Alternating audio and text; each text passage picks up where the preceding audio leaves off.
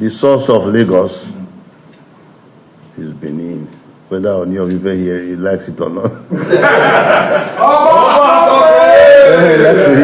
Maybe they had a contribution to expanding Lagos. Maybe if they had a contribution, played a role, but the source of Lagos, the origin of Lagos is Benin. Look at the names. Eko. In Benin, Eko is camp. There are other names that you can see all over the place. Can't remember some of them now. But I hope that will not drag me already into. I don't really like controversy. I like peace, tranquility. We're all one. We're all together. We are all Nigerians. 1914, who were the owners of Nigeria? When you invite those who were owners of Nigeria, Benin Kingdom in the Guinness Book of Records has the largest man-made structure in the world. The wall they built is bigger than the Chinese wall. People don't know this. So that is an extremely old empire. And the man who sits on that throne, the Oba, controls a humongous amount of political power. Are the Jews the people that founded Lagos State? Secondly, is Benin Prince the Oduduwa? Hi, my name is Divine Favor Ivie. I'm glad you clicked on today's video. Before we proceed, disclaimer, if you are the type of person that doesn't like truth, please exit this video right now. And with that being said, let's dive into today's video. The Jews are very magical people. Very, very strong and powerful people. So at the time when they started increasing in numbers, they found it essential that they need someone that can lead them, someone who can be able to direct them, pass instructions and all of that. So this set of people picked out one person to be their head, someone who can rule them and be passing instructions. They call this person Odionwe. Odionwe means the most senior people among us. By the way, I'm from Igbo and my tongue is really a problem for me. I might not be pronouncing the names very well, but you guys get what I mean, right? Just listen to the story. So the Jews started expanding. 30 people should go to this camp, 20 here, 10 here, and the elders among you people, which is your Odionwe, will rule and pass instructions. So they keep scattering and expanding. That was how the Jews now come into the governance of Odionwe. Odionwe now became the head and the ruler of the Edo people. If the present Odionwe pass away, the next older person becomes the Odionwe. That is how the process keeps going till it gets to one particular Odionwe called Ogiso. Ogiso was a very magical and very powerful creature. He was the one that expanded the Edos into the current day Benin city gradually. This guy was very brilliant. His governance was top-notch. Because of the love the Edos have for him, they named the town after his name, Igodomigodo. That's why you see the Edos call themselves Igodomigodo. That was how Igoso became the first official ruler of Igodomigodo. You might ask, what is the meaning of Igoso? Igoso means the king of the sky. Remember I told you that this guy has magical powers. He can disappear and appear. He will tell his people that he wants to go to the sky to talk with the god. They will see him going up to the sky, then later come down. Sometimes they will see him disappear and appear after some time. That was how he continued ruling his people. After he passed on, another Ogiso entered. After that one passed on, another Ogiso entered. The same process keeps repeating. Then it got to this particular Ogiso. He had a son. The name of his son is Ekaladea. Ekaladea was with his father. His father has other wives then as well. He was the only son of his father. But there is a particular wife of his father who don't like Ekaladea at all. In fact, she's willing to do anything just to get Ekaladea out of the way. So it happened that there was a problem in the land. Too many uncertainties. A whole lot started happening that made everybody in the land to start questioning what is going on. The Ogiso decided to send the palace guard to consult the oracle to find out what is going on. One of the wife, which is the wife I told you guys that hated Ekaladea, said to Ogiso that she will follow the guards when they are going to consult the oracle. On that fateful day, the palace guards and that Ogiso wife went to see the oracle. When they got there, the oracle told the palace guards that the problem of the land is the Ogiso's wife that they came with, and for peace to be in the land, that they need to sacrifice her. Palace guards said okay and started heading home to deliver the message to Ogiso. On their way going home, the Ogiso's wife told them, please, I want to ease myself. So they stopped and she went through a particular direction where she can ease herself. While the palace guards were standing and waiting for her to be done, they heard a shout from her. She was shouting and screaming. So the palace guard was like, what is the problem? It's like she's in trouble. So they have to rush down to that particular direction. As she went, on getting there, she opened her nakedness for them. The palace guards shouted, oh, why will you do this to us? How can you allow us to see your nakedness, knowing fully well that anybody that sees the Ogiso's wife nakedness will be killed? Ogiso's wife now said to them, don't worry, you will not be killed. Nobody is gonna know what happened here today, but on one condition. They said, what is the condition? That they can do anything just to save their life. And Ogiso's wife now said, nobody is gonna know anything that happened here, if only when we get to the palace. Don't tell my husband Ogiso what the oracle said, that I'm to be sacrificed. Rather, tell him that his son is the problem and must be sacrificed. The palace guard was left with no other option because they don't want to be killed. The palace guard said okay and they went home. When they got home, they told Ogiso that the oracle said that his son is the reason why there is problem in the land and he needs to be sacrificed for peace to be in the land. So he agreed with the guys that the Kaladia will be taken to the forest to be sacrificed. The next day, he told the Kaladia that he will be going somewhere with the palace guard. He left with his cock. He has this cock that he goes everywhere with. The guards have already made up their mind that they are not gonna kill a Kaladia because they knew he was innocent. And even if they kill him, what is happening in the land will not stop. It will still continue because he is not the problem. When they got there, they opened up to him and they told him what actually happened and why they sold the fake narrative to his father. The Kaladia felt very bad. He pleaded with them to spare his life since he wasn't the problem. We have decided that we are going to spare your life, hence why we told you what happened. But on one condition, you will promise us that you will never go back to the land. From here, you will go with your cock to another land. Never, ever, ever will you come back to this land, because if you do, our life is at stake. Kaladia made a vow that he will never, ever come back to the land. And you guys know back then, when our forefathers make a vow is a vow. They agreed, he said thank you, and he left. So the palace guards caught an animal, slaughtered them so that there will be blood on their machete. They took it back home and showed his father that we have sacrificed him, and the father nodded. So that was how a Kaladia left that kingdom to a place called Ohoto, close to Gelegele. And when you get to Ohoto, there is a statue of a cock there. That was the cock a Kaladia went to Ohoto with. So a Kaladia continued living his life there until news started flying that is like he is the son of Ogiso, and he knew that if his father gets to know that he's alive and that he's in Ohoto, everybody is in problem. In fact, the whole Ohoto is finished. So he decided to leave.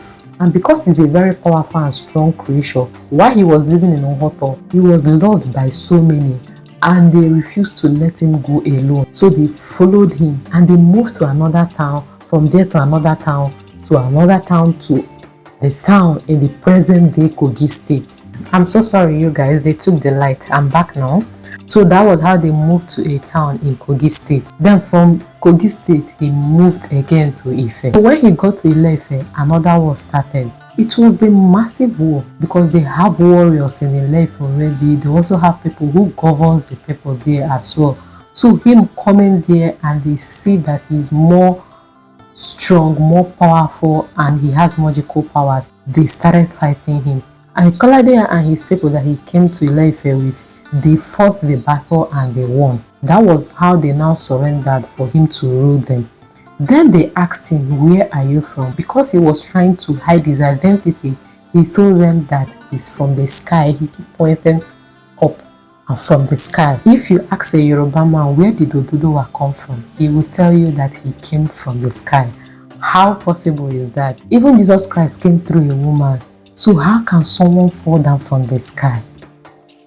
It was because of the narrative that Ikaladera gave to them that he came from up the sky. Ogiso, and Ogiso means king of the sky in Edo language. So that is how he sold the narrative to the Yorubas then. So when he now settled at Ile-Ife, after he defeated all of them, he now named the place Ile-Ife, which means I ran and I survived. So that Ile-Ife was now later converted to Ile-Ife. Back in Igodomigodo, his father later discovered that the narrative that was sold to him was wrong. However, he was told that his son was dead.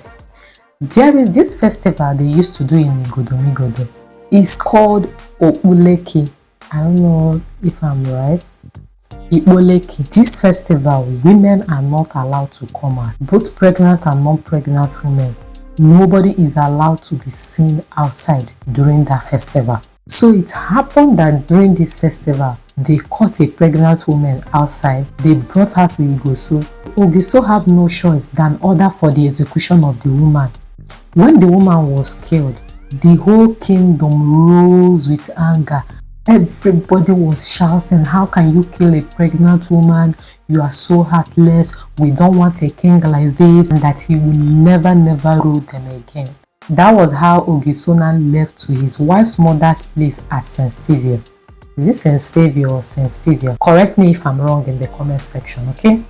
So he left the kingdom and Igodomigodo started existing without a ruler. I think the time between the first and the last Ogiso was about 360 years. So as at when Ikaladera left to Ile-Ife to establish Ile-Ife, the Igodomigodo was already existing 350 years before Ile-Ife started. News now got to Ikaladera that his father has been banished from the kingdom.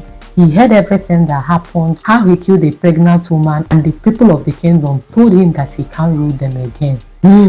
What a life.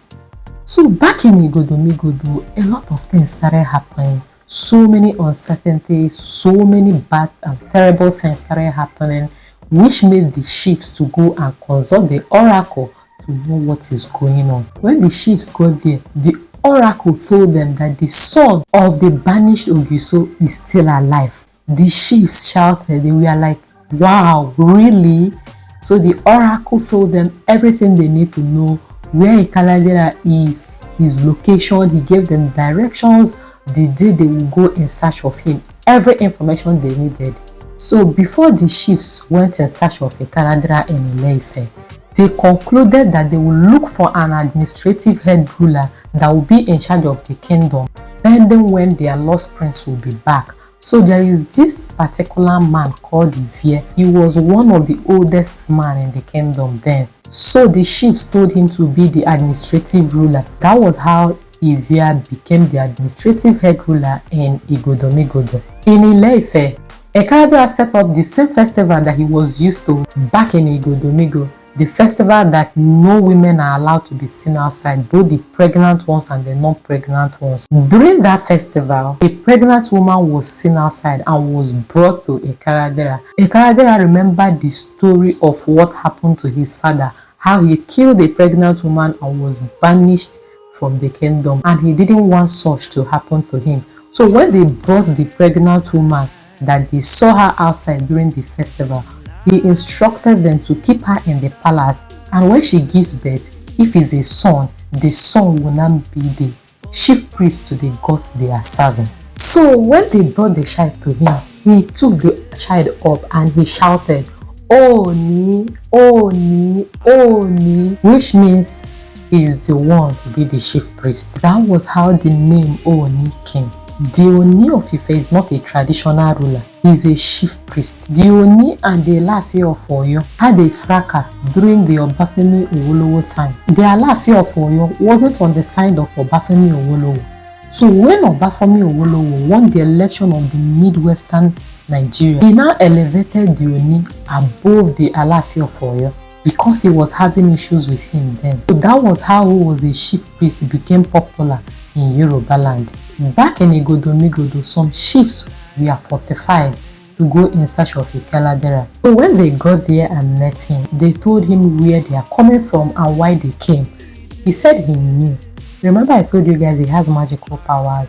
He sees, he's very strong and powerful. They told him that you have to come with us back to Igodomigodo because we don't have any ruler now and nobody can take your position. Your father has been banished. A lot of things have happened, but we have an administrative ruler now, but the person cannot be the Iguso, hence why we came looking for you. He looked at them and he said, you see, I'm old and I cannot go through that journey back to Igodomigodo. Secondly, my people here, who will I leave them for and who will rule them? Thirdly, he has already promised those people that saved his life years ago that he will never ever return to the kingdom again.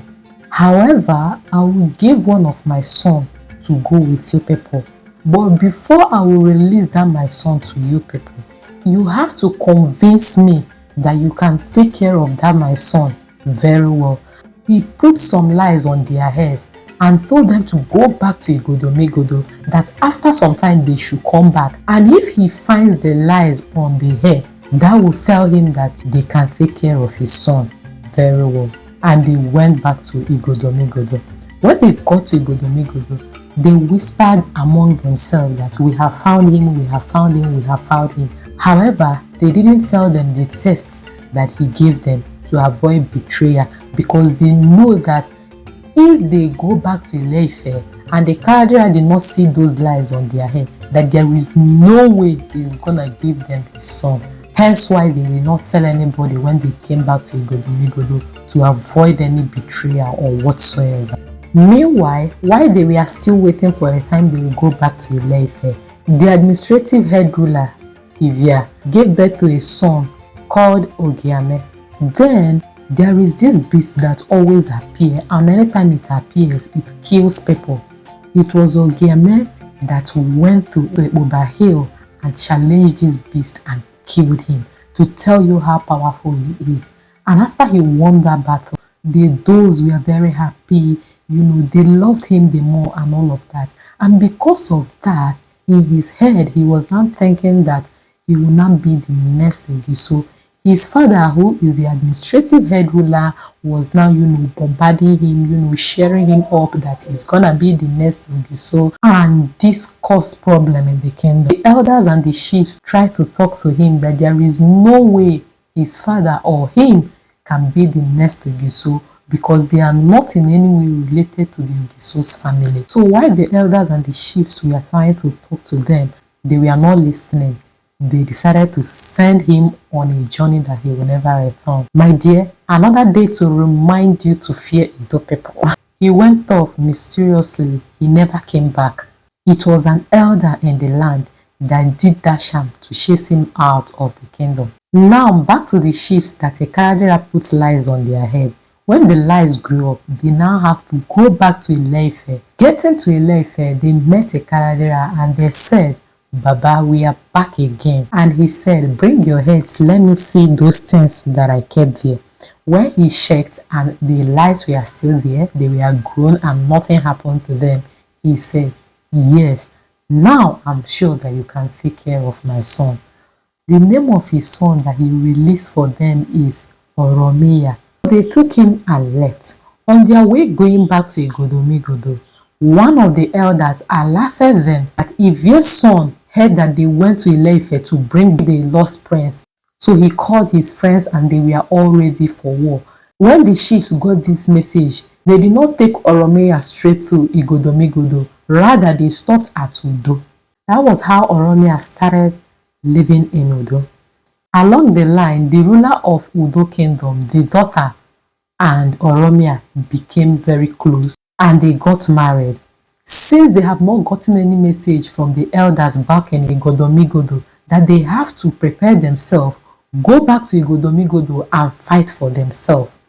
Oromiyan agreed, but he told his wife that he have to stay back with his father in Odo while he go back to Igodomigodo with the chiefs to go and fight for what rightfully belongs to him. So the chiefs sent a message to the elders and the Edo people that they are coming with Oromiyan, should prepare for them. So the people of Edo was very happy that their lost prince is coming back to take what rightfully belonged to him. So they stood in gap for him, they helped him and the chiefs to fight Ivie's son and his friends, and they won the fight. So after they have won the battle, Oromiyan cannot understand the Edo language. The Edo language of then was very strong compared to the Edo language now. Everything was so strange to him. Remember, he came from Eleife. And you guys know the Benins are very solid, strong, super, very hyper people. So he can't relate at all. He couldn't stand the force of the town. He now said, you know what? I'm leaving this town. I'm going back to my father. I can't stay here. This land is Omabinu Omabaije. I don't know if I pronounce it well. Omainibu Omali Baigon. Binu Welele. Tinu Babawati Binu. Is that the right word? Basically, it means this is a land of vexation. This is a land of blood. It's too hot for him. He can't stand it. That was how the name Ile Binu came about. The guy now left straight to his father. I don't know if I told you guys that his wife that he married in Udo was pregnant before he left Udo.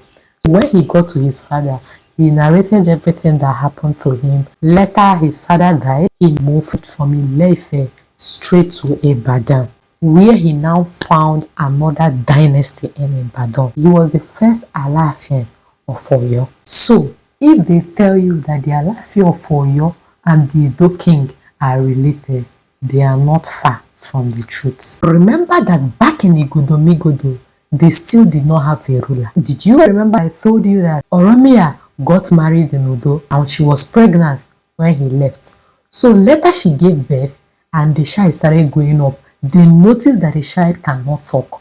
So they have to send a message to his father to inform him that, your wife has given up, the child has grown and he cannot talk. He did some things, then gave to a particular set of people and sent them to Udo to go use the things on him the way he prescribed it to them. So the men came to Udo, did exactly what he told them to do on the child, then went back. One day, the baby was playing this game called Ekuse. It's like a, how will I explain it? It's like a dice game. I don't know how to explain it, but that was his favorite game. On this particular day, he was outside playing this game. So he threw the dice and the thing busted everywhere and he shouted, Owomika! That was the first word of that baby, based on the things his dad did that, oh, this my baby must talk. So he shouted Owomika, which means my hand have apprehended everything. Everybody shouted, Eweka has finally talked. Eweka has finally talked. You know, his mother was happy, people around was happy, and for that day henceforth, he started talking.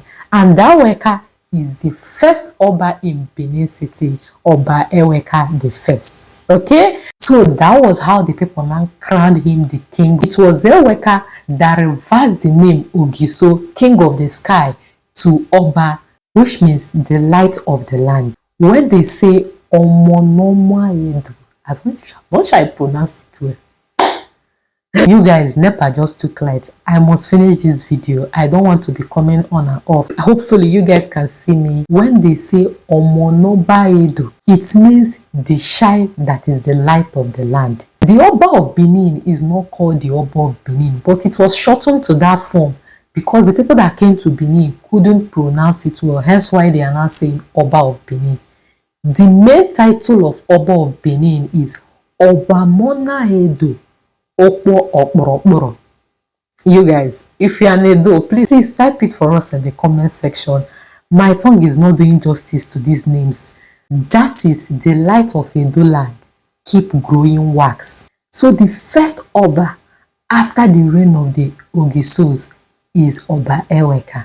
Oba is not a Yoruba word. The first traditional council meeting held with the British, I think that was held in 1990, either 1930 something or 1920 something. When all the traditional rulers in Nigeria assemble to have a meeting with Queen Elizabeth, all of them have their title names. The only Oba that was present was Oba of Benin.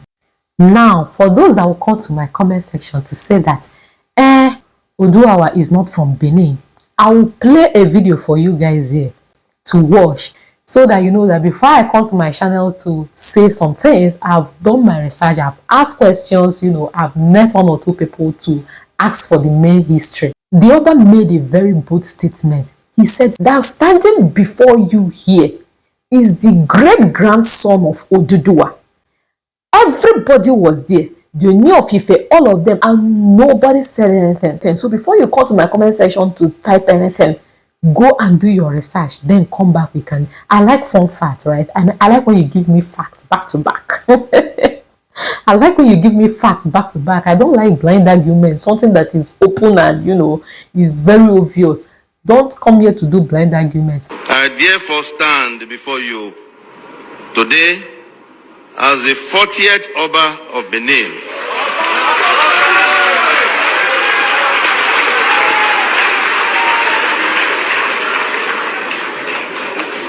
A direct descendant of Oromiyan, the son of Oduduwa, whom the Benin people of that era knew as a Kaladiran, their self-exiled prince, who later became ruler in Ile-Ife.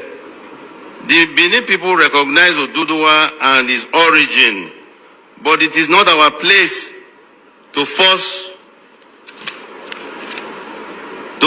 this recognition on others outside our boundaries. The history of the world is a shared one. I was in school, primary school. I was told that it's simple to everyone that Lamarudu began with Oduduwa, and Oduduwa was the progenitor of Yoruba. Lamarudu come from Mecca. Are you getting important? That is the problem. When you come from Mecca, you cannot be the progenitor of Yoruba. Now, when we went to Benin last month, Benin cleared it. Benin said, Oduduwa, you are celebrating in Ife. Is their son. I was thinking that we just stand up and continue. I say, no, Oba, what you are saying is wrong. We are not your son. He just left quietly. That's the only thing. I myself was not from Oduduwa. I feel bad for him. So that was what was going on. Let the Ife identify their father first and foremost. Whether they are from Benin or they are from Mecca, Saudi, or Egypt, or from Israel. Where they come from, they have to tell the whole world. Did you also know that if the Oba of Benin wants to go and visit anybody in Ile-Ife, the Ooni of Ife, we have to kill 7 black cows. 7 black cows will be slaughtered for the fact that Oba of Benin is coming to Ile-Ife. The older generations, they know the history, they know the truth. It's we, the younger ones, that are trying to, come to social media to defend what we do not know. Something that is open. Just do your research and the video is there. Everything you need to know is there. The first Oba of Lagos is a male descendant of Oba of Benin and very close person to him. He's sending on a mission here, and that's why we have a song. Ọmọkọ́mọkọ́ ni wa o, àwa kì í ṣọmọ àbí ìdànù. Òde ìbíní nàbí bàbá àwa sí. Ọba ló bí síbẹ̀ kì í ṣàárẹ̀. Ẹ̀yin gbọ́, that's any at the installation of any Oba. That song is always there. And anybody wants to be a chief or anything, or Oba, at that Enowa, when we finish the ceremony, we do like this. That thing we are doing, they are saluting the Oba of Benin. You guys, I'll be stopping here for now. I hope you learnt one or two. These are the type of stories I don't mind listening to over and over again. Now I know why Benins believes that their child can never lost. In fact, even if you born for them, you take their child away or something, one way or the other, he will still look for them. It might not be that particular son, it may be the grandson, granddaughter. Their roots never get forgotten. It always come back, no matter how long or years it takes. Also, no matter the type of war Benin face, even if they scatter the whole Benin, there will always be a particular place that won't be touched. I don't know how it happens, but I heard Obayewere the first, or is it Obayewere the second, did something about that. My Benin people, Oba, I thought they're real. Thank you guys so much for watching. If you did enjoy this video, give your girl a thumbs up. And if you are from Edo State, after watching this video, you do not share it. This is me giving you bombastic side eye. You are one of our problems. How can you watch a video like this that can educate and enlighten people and you refuse to share? You still refuse to like. Anyway, that's it for this video. Thank you all so much for watching. Give your girl a thumbs up. If there's any way I did mistake or missed anything, please let me know in the comment section. We learn every day. I will see you all in my next video. Till then, please stay safe, stay blessed, and stay inspired. Shalom guys. Bye.